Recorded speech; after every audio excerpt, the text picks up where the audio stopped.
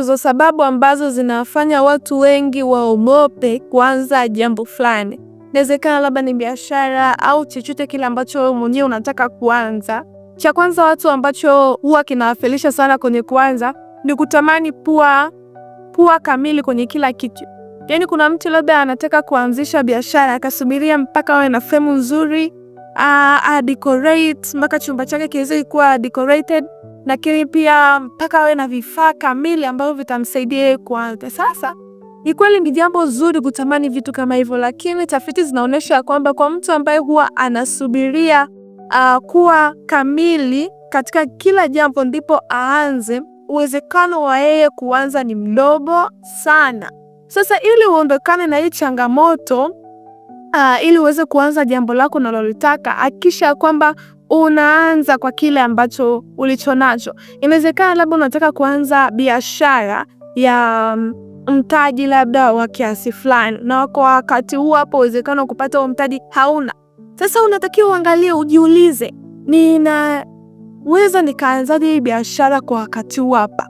Nini nilichonacho hapa sasa hivi ambacho kinaweza kanisaidia kuanza hicho nachotaka kuanza? Umeona? Labda naweza nikaanza kupitia njia online. Labda nikauza vitu fulani ambavyo sivitumii na vitu vya namna hiyo. Kwa hiyo angalia hii mbinu ambayo itakusaidia sasa kutoka kwenye hii changamoto ya kuwa mkamilifu ni kwa kuangalia kile kitu ambacho unacho kwa wakati huo hapo ambacho kinaweza kukusaidia wewe kwa kuanza kama kianzio, na baadaye vile vitu ambavyo unavitamani kama frame kubwa na mambo kama hayo yatakuja huko mbeleni. Kwa hiyo anza na kile ambacho ulichonacho.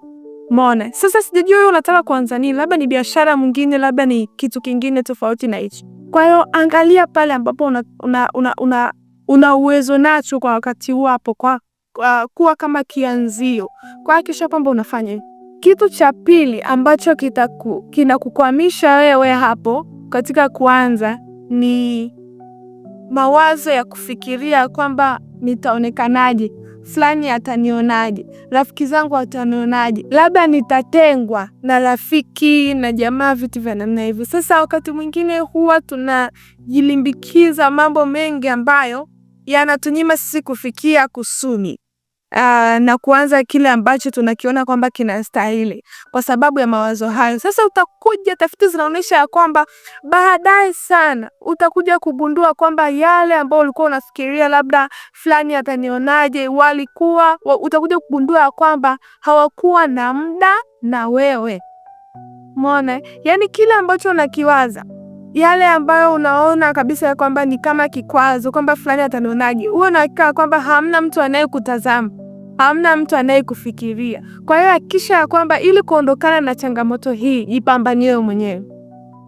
Yaani kama ni sekta ya biashara, nimekazia sana hapo leo. Kama ni sekta ya biashara, unataka kupata faida, umeona, unataka kutoka katika hali ya uchumi, kutoka kwenye uchumi mdogo kwenda kwenye uchumi mkubwa, au kutoka katika hali fulani kuelekea hali fulani kupitia biashara hiyo unataka kuanzisha. Angalia wewe mwenyewe, jitazama wewe mwenyewe na maisha yako.